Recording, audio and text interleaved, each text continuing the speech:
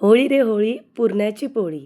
आज आहे होळी, तर होळी स्पेशल मी बनवलेली आहे पुरणाची पोळी.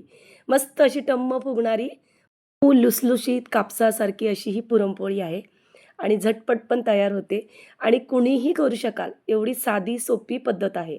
तर चला आपण पुरणपोळी बघूया कशी बनवली ती. पुरणपोळी मऊ होण्यासाठी मेन त्याचं पुरण असतं. पुरण व्यवस्थित व्हायला पाहिजे. पुरण जर पातळ झालं, तर सगळी पुरणपोळी बिघडते. तर पुरणपोळीचं जर पुरण पातळ झालं, तर काय करायला पाहिजे? तर काही टिप्स तुम्हाला सांगणार आहे आणि पुरण व्यवस्थित कसं करावं, हे तुम्हाला मी या व्हिडिओमध्ये सांगणार आहे. 1 किलो मी चणा डाळ घेतली, स्वच्छ धुवून घेतली. चणा डाळ मी ही कुकरला शिजवून घेणार आहे. त्यामध्ये मी पाणी घातलेलं आहे. 1 चमचाभर मी तेल घातलं आणि चवीपुरता मीठ घातलेलं आहे. कुकरला 3 शिट्या द्यायच्या आहे. तोपर्यंत आपण ह्याचं पीठसुद्धा मळून घ्यायचं आहे. कारण पीठ आहे चाळून घ्यायचं आहे. तर मी अर्धा किलोच्या मापाने घेतलेलं आहे आणि वाटीच्या मापाने 3 वाटी घेतलेलं आहे. याला 1 वाटी तेल घेतलेलं आहे. तेल आपल्याला गरम करायचं आहे. ह्याच्यामध्ये आपल्याला मोहन घालायचं आहे. तर आता पीठ व्यवस्थित मी चाळून घेते आणि तेलसुद्धा मी गरम करून घेतलेलं आहे. यात चवीपुरतं मीठ घालायचं आहे, हळद घालायची आहे रंगासाठी. सगळं मिक्स करून घ्यायचं एकदा. आता हे सगळं मिक्स झालेलं आहे. यामध्ये मोहन घालून घ्यायचं आहे. तर पूर्ण वाटीभर आपल्याला हे मोहन लागणार आहे याच्यामध्ये तेलाचं.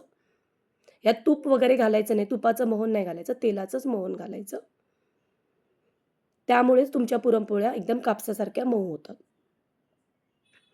आता हे सगळं मिक्स करून घ्यायचं आहे. आता बघा, अशा पद्धतीत आपल्याला हे पीठ मळायचं आहे. ह्याची मुठली तयार व्हायला पाहिजे. हे बघा, अशा पद्धतीत पाणी घालून हे पीठ आपल्याला मळून घ्यायचं आहे. आता हे पीठ मी मळून घेते. तर पीठ व्यवस्थित मी चांगलं, जसं आपण गव्हाचं पीठ मळतो त्याच्यापेक्षा थोडंसं पातळ हे पीठ मळायचं आहे आपल्याला. जरा तब्येत बरी नसल्यामुळे घसा बरोबर नाही आहे, त्यामुळे आवाज व्यवस्थित येत नाही आहे. तर पीठ मळून ठेवलेलं आहे. आता कुकर पण झालेलं आहे. 3 शिट्या दिलेल्या आहे. डाळ चांगली शिजलेली आहे. डाळ एकदा मिक्स करून घेते. आता आपल्याला ना ह्याचं पाणी काढून घ्यायचं आहे. तर एक चाळणी घ्यायची. चाळणी घेतली, खाली एक पातेलं ठेवलं आहे. त्यामध्ये ही आपल्याला डाळ आहे ती काढून घ्यायची आणि ही डाळ आपल्याला ह्याचं सगळं पाणी आहे ना ते काढून घ्यायचं आहे. डाळीचं सगळं पाणी मी आता गाळून घेतलेलं आहे. अर्धी डाळ मी काढून ठेवते, कारण ह्याच चाळणीवर मला पुरण हे करायचं आहे, बारीक करून घ्यायचं आहे. तर हे बघा पाणी आहे, ह्याची मी आमटी करणार आहे. त्या साईडला ठेवून देते. पुरणपोळीची चाळणी आहे, त्याच्यावर आपल्याला पहिली चणा डाळ अशी हे करून त्याचं पुरण काढून घ्यायचं आहे चणा डाळीचं. हे बघा, त्यामुळे ना लवकर पुरण पण होतं आणि बघा मस्त असं हे पुरण तयार होतं लगेच.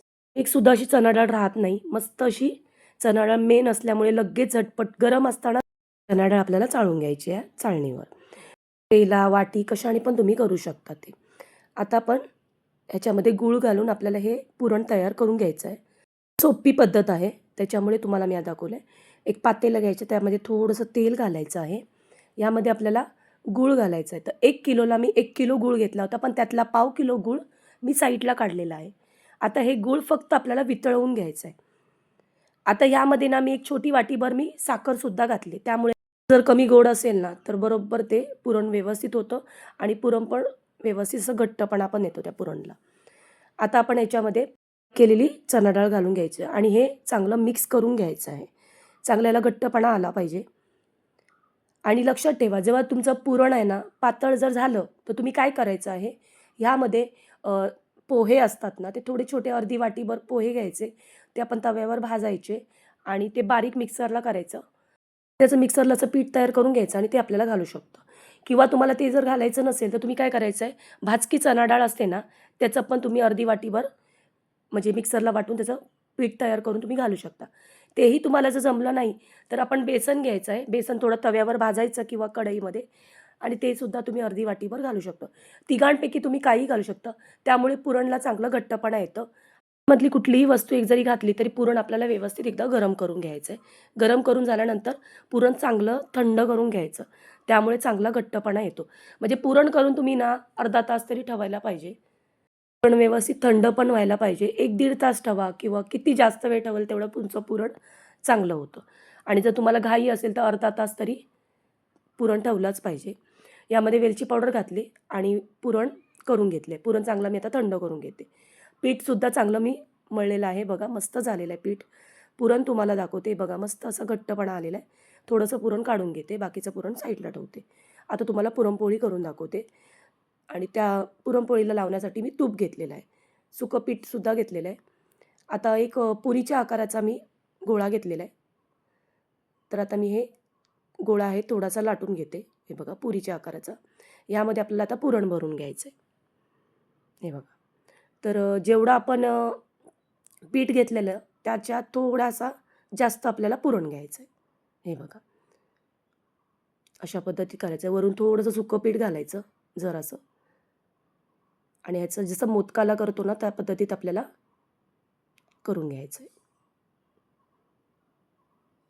गोळा असा बंद करून घेतला आहे. आता पुरणपोळी मी लाटून घेते. हे बघा. जरासुद्धा फाटणार नाही पुरणपोळी. हे बघा. जेवढी तुम्हाला पातळ पाहिजे तेवढी तुम्ही करू शकता. तर मी आधीच एक पुरणपोळी लाटून ठेवली की दुसऱ्या 2 पुरणपोळ्या अशा गोळे भरून ठेवते. म्हणजे पटकन पुरणपोळ्या करायला जास्त वेळ लागत नाही. तर असं ह्या पद्धतीने मी करून ठेवते. हे बघा. पिठापेक्षा थोडंसं पुरण जास्त घ्यायचं आहे आपल्याला. अशा पद्धतीमध्ये आपल्याला हे गोळा व्यवस्थित बंद करून घ्यायचं आहे. आणि झटपट पण होतात पुरणपोळ्या. नाहीतर तुम्ही एक पुरणपोळी तव्यावर घातली का दुसरी पुरणपोळी तुम्ही करत तोपर्यंत जरा वेळ जातो. त्यामुळे असे पुरण भरून घ्यायचे आणि तयार करून ठेवायचे. एका बाजूला पुरणपोळी झाली की दुसरी लाटायला घ्यायला पण लवकर पडते. हे बघा. मस्त अशी टम्म फुगणारी पुरणपोळ्या आहेत. हे बघा. आणि मस्त जशी ती शिळी जरी झाली ना, तरी ती मऊच राहणार. जरासुद्धा घट्ट होणार नाही पुरणपोळी. त्यामध्ये आपण तेलाचं मोहन घातल्यामुळे ना, ही पुरणपोळी जास्त अशी चावायला पण लागत नाही. तोंडात घालतात अशी विरघळणारी आहे. खूप मस्त लागते. तर नक्की करा तुम्ही या पद्धतीतल्या पुरणपोळ्या. हे बघा मस्त अशी टम्म फुगतायत पुरणपोळ्या. एकसुद्धा पुरणपोळी माझी न फुगता अशी झालेलीच नाही. सगळ्या पुरणपोळ्या व्यवस्थित अशा टम्म फुगलेल्या आहेत.